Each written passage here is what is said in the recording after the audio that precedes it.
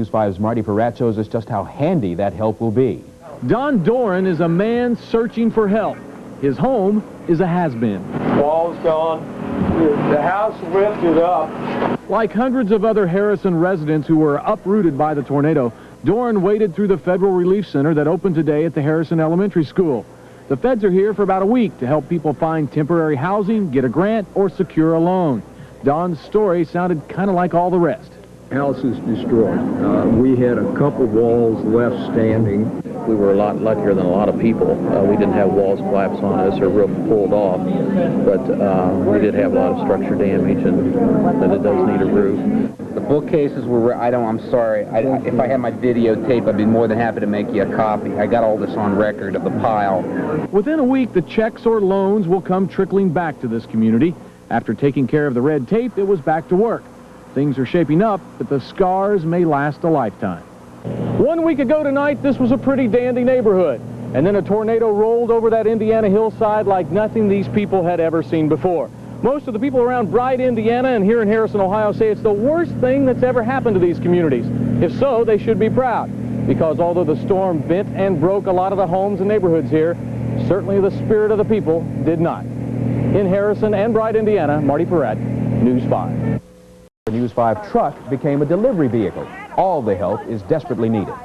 We call people, we tell them we're feeding 600 to 800, and they say no problem. We'll be there with lunches, hot food prepared. They walk in, it's ready to go. They bring fresh people with energy to serve it. It has been excellent. The Red Cross Center will stay open at the Bright Christian Church through next week. More than 1,200 meals are being served there every day. Well, still ahead, Pat Barry promises, yes, promises, guaranteed, Sunday is going to be great. These three brothers are starting from scratch. It's hard enough rebuilding one house. Just imagine what it's like rebuilding three. Tom and Bill Beck, along with their brother Ron, live side by side here on Mount Pleasant Road in Dearborn County, Indiana. Each had his house blown apart by the recent tornadoes. The memories of what happened are not about to go away. I was shocked that I had a vehicle left where I could get out, but I wasn't near as shocked when I come out of my basement as I was when I looked down here and seen this was gone, and him standing here by himself. Because I thought the worst when I seen the floor and stuff gone. I thought it sucked him right out of the basement. When I come out of the basement, I was glad when I seen his pickup truck come across the field. Supplies were ordered last Monday, and with the help of a volunteer crew, work began immediately. It's been family and fellow employees. We've had good help. We've had a lot of help that showed up, didn't know who they were, offered to help. Slowly but surely, one by one, each house is starting to take shape. These brothers have always been close, and in the past week, they've worked like a team, rebuilding their lives. The Beck brothers say they're really surprised at how far they've come and how much they've accomplished in such a short amount of time. But they say they're waiting for the big accomplishment. That's when all three families are back inside their homes, getting their lives back to normal again. Last Sunday morning, I would have never dreamed we would be this far. You know, I figured if we had to clean up and save what was here to be picked out, we'd be lucky. You know, and here we are, we're getting ready to start the third one, so it's just amazing.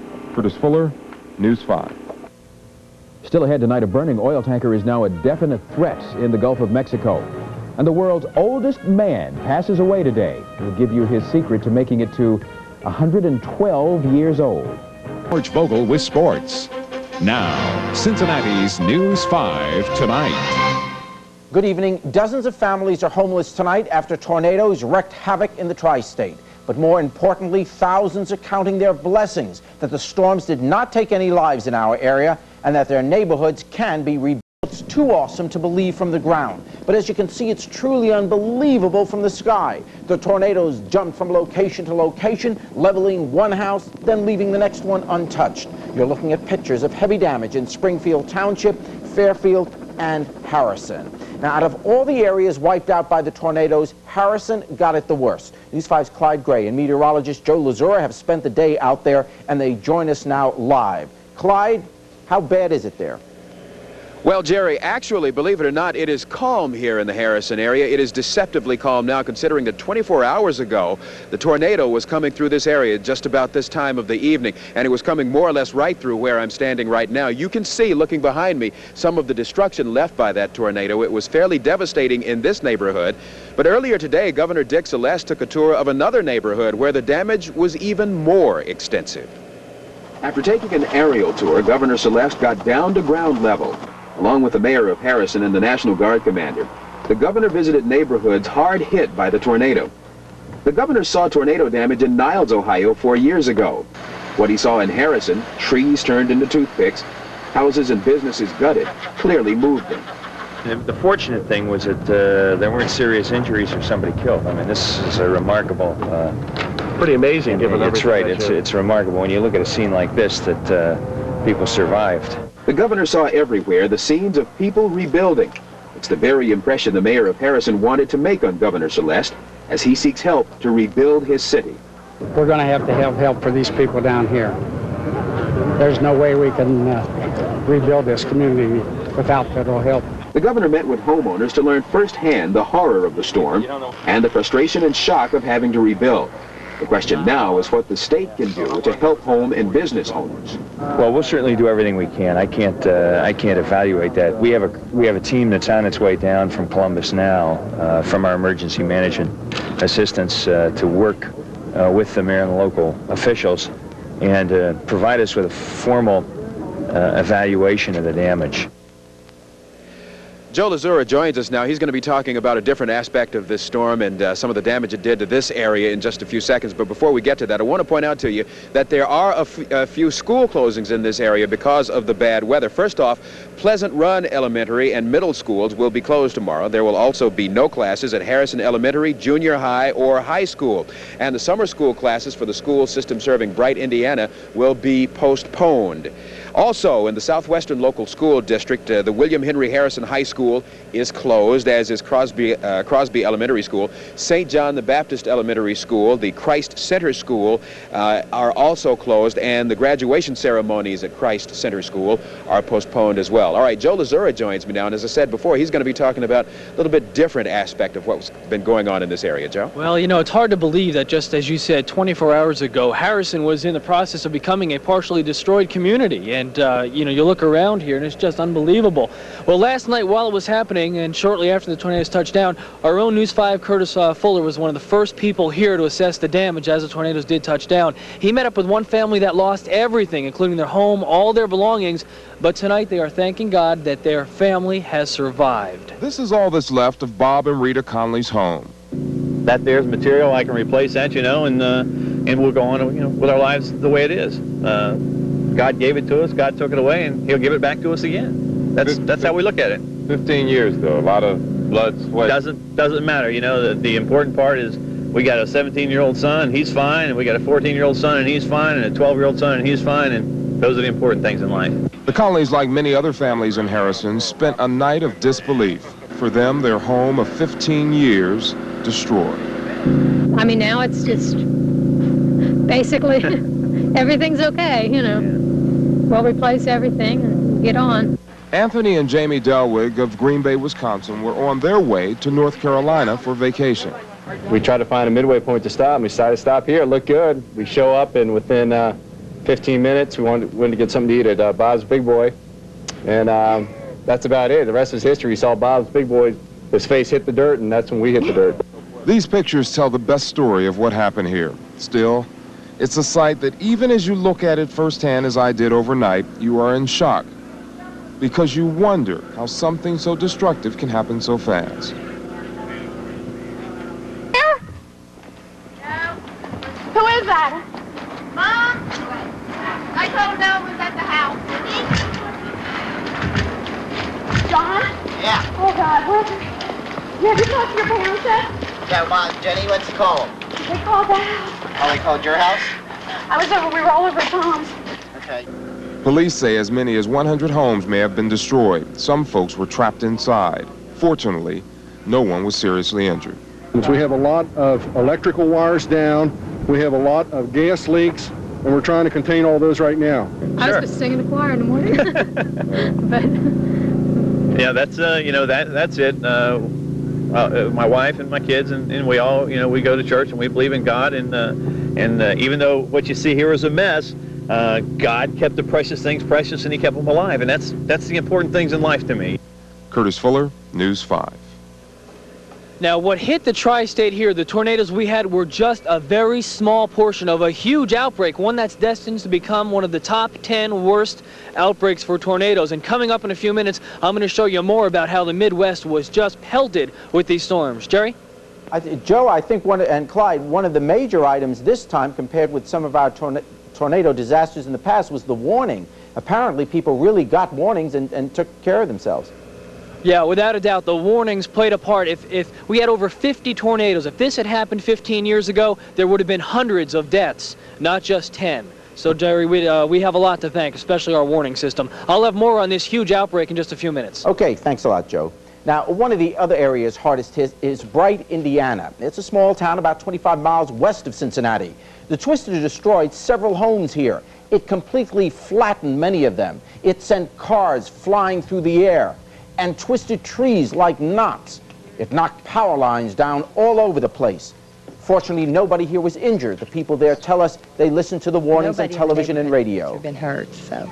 And all those houses down that way are flattened, so we were very lucky. Just a lot of mess to clean up. Now these people have the grim task of trying to clean up the mess and rebuild their lives. Northern Kentucky is also dealing with its fair share of damage and destruction tonight. One twister and heavy-duty high winds busted through Boone County, but it seems like Florence was tackled the hardest. Rooftops and tree limbs had to be flying last night in this neighborhood near the Florence Mall. At least one twister is confirmed to have touched down here around 11:30 last night. The wind must have really been kicking up because this morning, homeowners found wood sticking out of the sides of buildings. Some pieces were rammed more than a foot inside. Luckily, no one was hurt. There's more. Tonight in Springfield Township, trustees have declared part of that township a disaster area. The tornadoes ripped apart this strip mall on Hamilton Avenue. Today, the business owners were checking out the damage and wondering when and how they'll ever be able to reopen. Houses in this area were also demolished. When the twisters moved their way through Springfield Township, they uprooted homes and the lives of many of the residents there. News 5's Jeff Hirsch was there, and he shows us how family memories have been shattered. It may take weeks, perhaps even months, to clean up all the devastation at Pleasant Run Farm subdivision, but it took just 90 seconds to rip it all apart. Panic. I didn't know what to think. I really didn't. The tornado pushed down trees, tore off roofs, and crumpled several houses as if they were toys. 3-year-old Carly Probst was able to jump up and down on a mattress this afternoon. Last night, her room was ripped apart just seconds after her mom grabbed her and her brother and ran into the cellar. If you hadn't gotten your kids out of their rooms, what would have happened? Well, I'm not sure about my son because he has a center room, but my daughter, I believe, she might have been gone. How much time did you have? How fast did you have to move? About 2 minutes. A view from the air shows just how widespread the devastation was and, in a sense, how random. Some houses were destroyed. Others right nearby had barely a scratch. It's just so hard for me to understand how this can happen. It's just something that you would never expect to happen to you. You know, talking to the people next door, we were saying, oh, you see this on the news, but you'd never think it would happen to you. And it hurts because you don't understand. So now the cleanup process is underway, and there's really not much more else to do or to say. You just pick up the pieces of your house, pick up the pieces of your life, and go on from there. You look around, last night it was hard to tell just how bad it was. Yeah. Today you can tell. Today you can really tell, yeah. It's quite threatening, really awesome. Something you never expect to go through. You hear about it, but it's something else. Jeff Hirsch, News 5 Tonight. I remember after 1974, after the hurricanes there, it was years before the kids in the area ever forgot the fear of it, and every time they hear tornado warnings, that memory comes back. Thankfully, everybody around here lived through it. When we return to News 5 tonight, our coverage of the tornado assault continues. We'll show you how the storm system swept through Indiana and Illinois just hours before it came here. Stay with us. News 5 tonight continues. A great medical center. We are learning firsthand how much damage one storm system can do, but the one that hit us did a lot more damage than just here. Let's go back now to Clyde and Joe in Harrison to find out more about what happened elsewhere. Well, Jerry, the tornado that hit us was one of 50 tornadoes that touched down across the Midwest yesterday, causing tremendous amount of damage and destruction wherever they hit. This was shot last night near Mount Albion, Illinois, with a home video camera. And this one was spotted near Mount Carmel, Illinois. At least one person was killed by the tornadoes in that state. And 8 more were killed in Indiana alone. Indiana seems to be the hardest hit, with the most amount of destruction in the towns of Bedford and Petersburg. Both of those are just west of Indianapolis. Indiana's governor says at least 150 people have been injured in the state, and he has declared a state of emergency, and the National Guard is out to help clean up. Okay, thanks, Joe. Now, the other major news tonight, besides the weather, is the Bush-Gorbachev summit. The two leaders wrap things up today and presents the classics.